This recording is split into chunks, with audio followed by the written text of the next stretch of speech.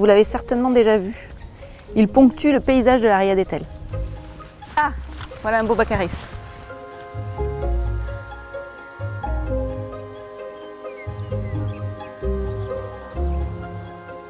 Originaire d'Amérique du Nord, le baccaris peut mesurer entre 1 et 4 mètres de haut. Au printemps, son feuillage est dense, il est facilement identifiable parce qu'il a une couleur presque vert fluo. Ses feuilles sont dentelées et de jolies fleurs blanches cotonneuses en forme de petits plumeaux apparaissent de la fin de l'été jusqu'en automne. Le baccaris s'étend très vite. Un plant peut produire 1 million de graines qui sont transportées au gré du vent. Celles-ci restent viables dans le sol pendant 5 ans, ce qui permet à la plante de se reproduire vite et en quantité. Le problème, c'est qu'il ne devrait pas être là. C'est une plante exotique envahissante. La Ria d'Etel est classée Natura 2000, c'est-à-dire que plusieurs de ses habitats sont considérés comme rares et menacés à l'échelle de l'Europe. Et parmi ceux-ci, les présalés. Or, c'est précisément là que le baccaris, résistant au sel marin, s'installe. Alors qu'au début des années 80, seuls quelques pieds étaient présents, le baccaris envahit aujourd'hui 70 hectares de présalés de la Ria sur les 250 hectares recensés, soit près de 10 terrains de foot. L'expansion du baccaris pose plusieurs problèmes. D'abord, une perte de la biodiversité. Sous des fourrés denses, comme ici, il n'y a pas beaucoup de diversité végétale. Selon le programme des Nations Unies pour l'environnement, les espèces exotiques envahissantes sont la 3e cause de perte de biodiversité au niveau mondial. Ensuite, le baccaris forme des murs végétaux qui banalisent et uniformisent le paysage. Le baccaris entraîne aussi une modification des fonctions des écosystèmes. Les présalés sont des prairies, donc composées d'une végétation basse. En créant une strate arbustive, donc plus haute, le baccaris modifie complètement les milieux pour les insectes qui y vivent, mais aussi pour les oiseaux qui viennent s'y alimenter et y nicher. Plus globalement, il entraîne une baisse de la production de matière organique, premier maillon de la chaîne alimentaire des océans. Le syndicat mixte de la Ria d'Etel porte une forte responsabilité dans la conservation des présalés du site Natura 2000. La mise en place d'actions de préservation de la biodiversité a été pour nous un enjeu majeur.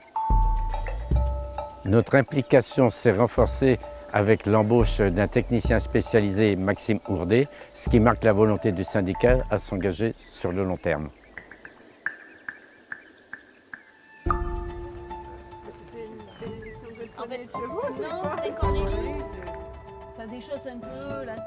Depuis 2010, le syndicat mixte de la Ria d'Etel organise des chantiers d'éco-volontariat pour lutter contre cette propagation sur le territoire. Au fil des années, le projet est vraiment monté en puissance. Les actions se sont structurées, une stratégie a émergé.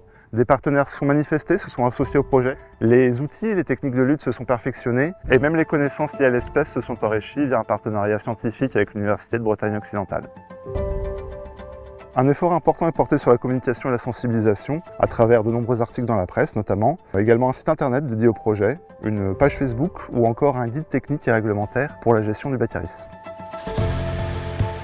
Des dizaines de chantiers d'arrachage ont déjà mobilisé des bénévoles, ainsi que diverses structures partenaires, comme les lycées agricoles, les services techniques des communes, les associations locales également, ou encore le cercle nautique de la Ria d'Etel quand on intervient sur les îlots et qu'on a besoin d'utiliser les kayaks.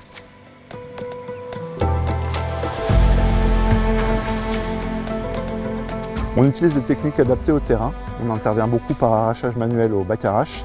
C'est une sorte de fourche manuelle à 2 dents, fabriquée localement. Pour les plus gros chantiers, on fait appel à des entreprises spécialisées qui interviennent très généralement par dessouchage avec des chevaux de trait ou encore avec un broyeur sur chenille pour réaliser du broyage sur pied.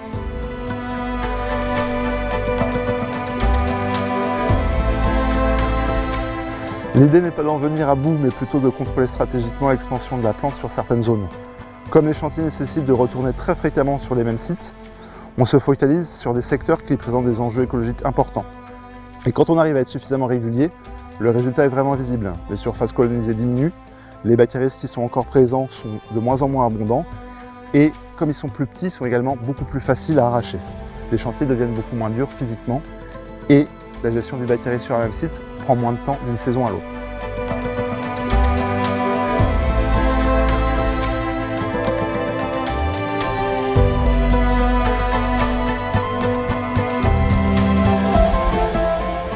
En 2015, nous avons cru à ce projet ambitieux.